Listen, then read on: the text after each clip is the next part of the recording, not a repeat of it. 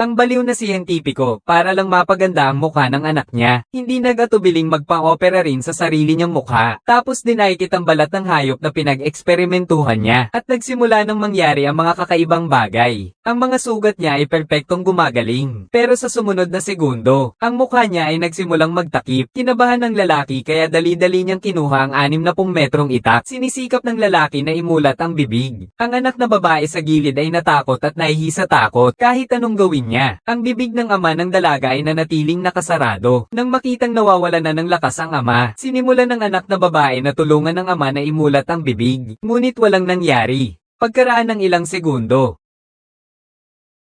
handog namin sa inyo ngayon ang horror film na Asterisk Transplant. Lumipas ang ilang taon. Ang anak na babae ng siyentista, si Mei Leng, ay lumaki na. Pero ganoon pa rin siya kapangit. Nariyan pa rin ang marka ng kapanganakan niya. Ayaw sa kanya ng mga kaibigan niya. Kinaiinisan nila ang marka niya. Walang gustong makipagkaibigan sa kanya.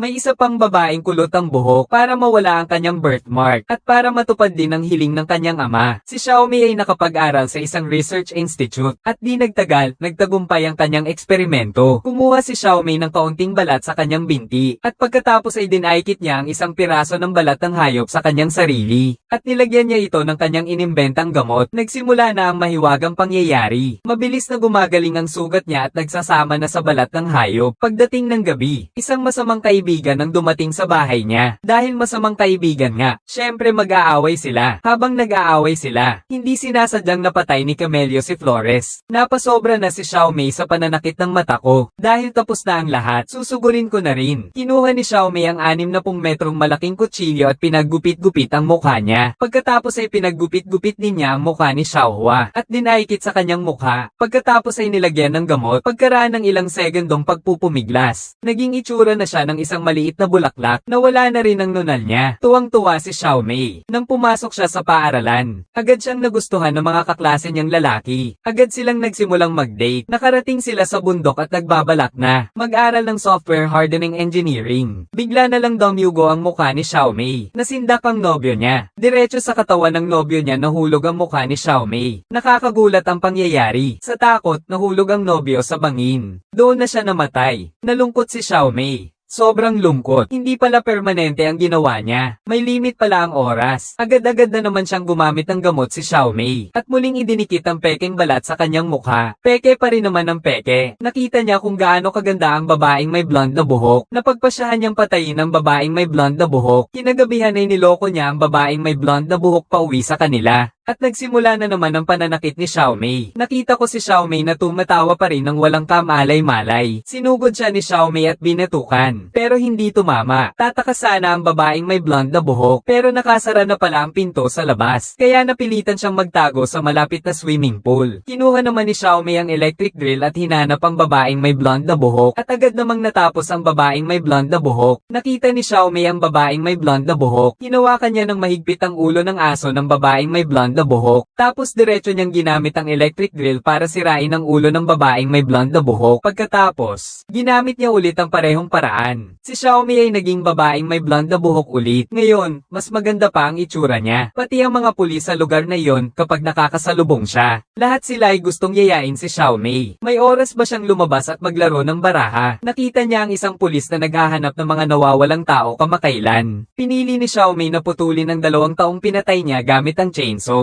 Isang bahagi ay inilibing niya sa kanilang hardin.